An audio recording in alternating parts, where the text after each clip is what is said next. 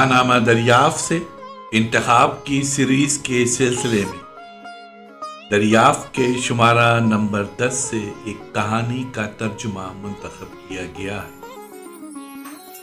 سید اخمیر حسین خوجائیو کی روسی کہانی کا اردو میں ترجمہ حیدر جعفری سید نے سارس کے عنوان سے کیا ہے۔ سماعت فرمائیے کہانی سارس، ترجمہ حیدر جعفری سید، آواز و پیشکش ظفر جمیل۔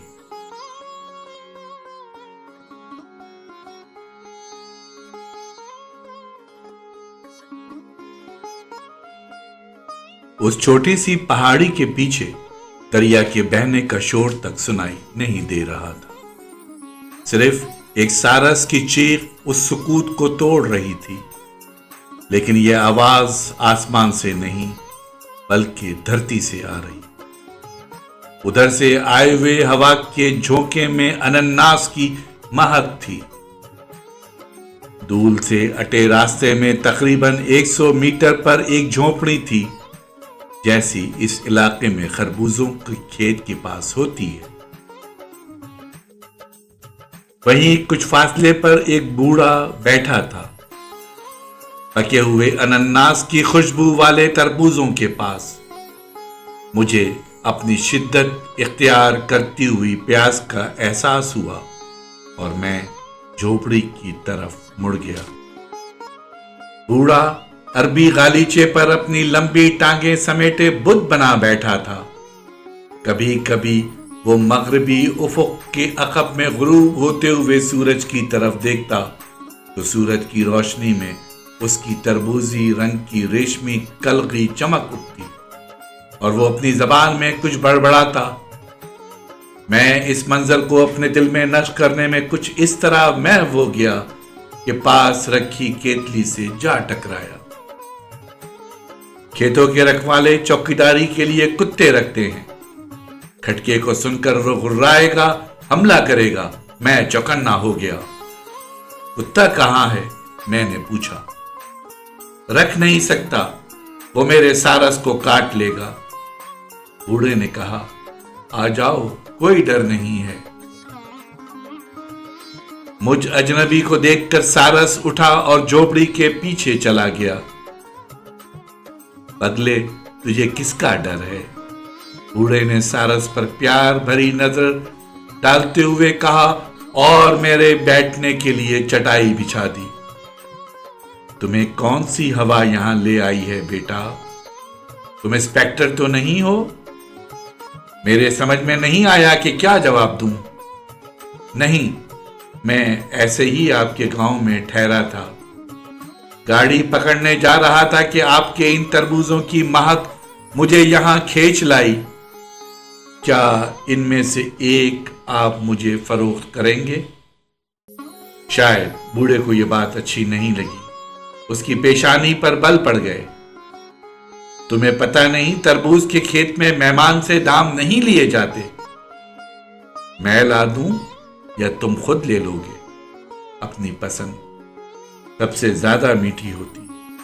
یاری کے کنارے انناس کی مہک والے تربوز میں جاؤ، لے لو۔ بوڑھے نے کیتلی اٹھائی، اسے بھرا اور چولہے کے پاس رکھی ہوئی ٹہنیوں کو گھٹنے سے توڑنے میں جٹ گیا۔ میں چلا تو اس نے پیچھے سے کہا، سب سے عمدہ چاہیے تو شبنم میں چٹخا ہوا ڈھونڈ لینا، اس کے رس سے جیسے نئی زندگی ملتی ہے۔ یاری کے دوسرے کنارے پر پہنچنے تک ہوا رک گئی تھی۔ انناس کی خوشبو والے تربوزوں کی نشیلی خوشبو سے میرا سر گھومنے لگا۔ چاروں طرف کپڑوں کے پھاڑنے جانے جیسی آوازیں آ رہی تھیں۔ تربوز پک پک کر چٹخ رہے تھے۔ تربوز لے کر میں واپس جھونپڑی میں آیا تو کیتلی کا پانی ابل رہا تھا۔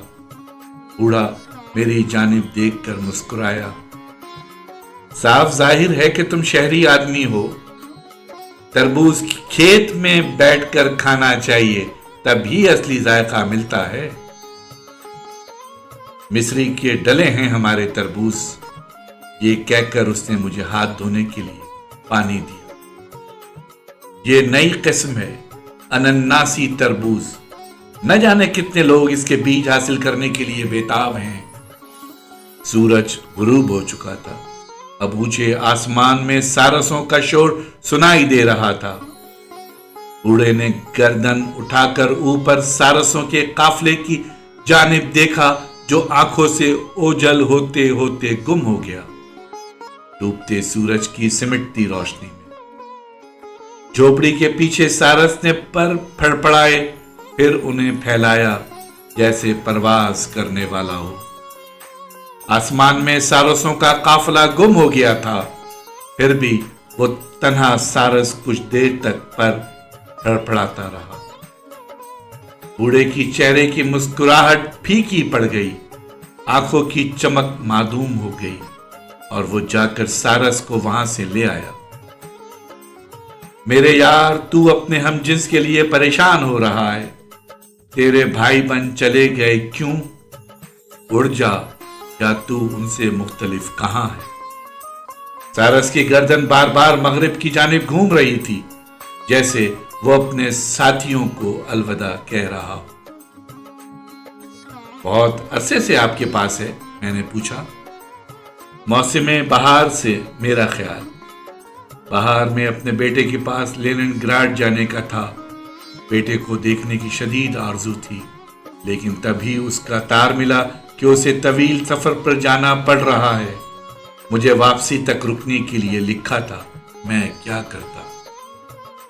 بہت دن ہوئے میں نے ایک خواب دیکھا تھا، دوسرے بیٹے فضل الدین کے بارے میں۔ وہ پریشان تھا، اداس تھا کہ اس کا بھائی خط کیوں نہیں لکھتا۔ میں اسے کیسے بتاتا کہ اس کے بھائی کا انتقال ہو چکا ہے؟ پھر اچانک میں نے فضل الدین کو اپنے پاس پایا تھا۔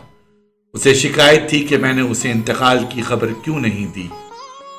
تبھی ایک آواز نے مجھے جگا دیا تھا۔ مجھے لگا کہ جیسے بھیڑوں کا ایک ریوڑ میری جھوپڑی کے پاس سے گزر گیا ہو۔ میں نے باہر آ کر دیکھا، سارسوں کا ایک جھنڈ جھوپڑی کے اوپر چکر لگا رہا تھا۔ وہ بار بار چیخ رہے تھے۔ میں نے انہیں اتنا نیچے اڑتے کبھی نہیں دیکھا تھا۔ وہ کافی دیر تک یہاں گول گول چکر لگاتے رہے تھے، جیسے کرا رہے ہوں۔ ان میں سے دو نے اچانک ایسا غوطہ مارا جیسے پتھر کے ہوں، پھر اوپر اڑ گئے۔ جب سارسوں کا جھنڈ اڑ کر چلا گیا تو میں نے جھوپڑی کے عقب میں ایک زخمی سارس کو دیکھا، اس کے پنکھ پر چوٹ لگی تھی۔ یہ وہی سارس ہے اور تب سے میرے پاس ہے۔ میں نے اس کا علاج کیا، اب ٹھیک ہے۔ آج تیسرا دن ہے، سارسوں کا قافلہ آتا ہے جاتا ہے، لیکن یہ بیچارہ پنکھ پھڑ پھڑا کر رہ جاتا ہے۔ کیا یہ اڑ نہیں سکتا؟ اڑ سکتا ہے، کبھی کبھی اڑ کر دور چلا جاتا ہے، پھر واپس آ جاتا ہے۔ بوڑھا خاموش ہو گیا، جیسے کچھ سننے کی کوشش کر رہا ہو۔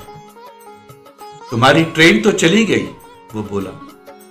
چند لمحے بعد انجن کی بھدی سیٹی سنائی دی اور اس کی روشنی کی چمک کھڑکی پر پڑ کر چیڑ کے پیڑوں سے گزرتی ہوئی کھو گئی۔ کوئی بات نہیں، تم یہیں رات گزار دو، میں بستر لگا دیتا ہوں، کل چلے جانا۔ اس نے جھوپڑی کے اندر جا کر میرے سونے کا بندوبست کر دیا۔ سر کے نیچے رکھنے کے لیے ایک لبادہ گول کر کے تکیا بنا دیا۔ پھر جیسے پھس پھسا کر اس نے کچھ کہا۔ وہ اسے اپنے لڑکوں کے بارے میں بتا رہا تھا۔ اس کے دونوں لڑکوں کا انتقال ہو چکا تھا۔ تیسرا لینن گراڈ میں تھا، لیکن اس کا نام اینڈری کیوں تھا؟ میں نے ہاتھ بڑھا کر سگریٹ اور ماچس لی۔ بوڑھا میری طرف گھوما۔ سوئے نہیں؟ نیند نہیں آ رہی؟ وہ چپ چاپ بتی کے پاس گیا اور اسے بجھا کر میرے پاس آیا اور آلتھی پالتھی مار کر بیٹھ گیا۔ چاندنی کھلے دروازے سے اس کے چہرے اور بھوری داڑھی پر پڑ رہی تھی۔ جھینگروں کے سر رات کی خاموشی کو توڑ رہے تھے۔ برا نہ مانے تو مجھے اپنے لڑکوں کے بارے میں کچھ بتائیے۔ وہ جیسے چونکا، اسے لرزہ سا آیا۔ اس نے رضائی زمین سے کھینچ کر اوڑھ لی۔ ایک بادل نے آ کر چاندنی کو محسوس کر لیا اور بوڑھا تاریکی میں گم ہو گیا۔ اس نے ایک لمبی سانس لے کر ہتھیلی سے گھٹنوں کو تھپ تھپایا اور کہنے لگا، آہ بیٹا،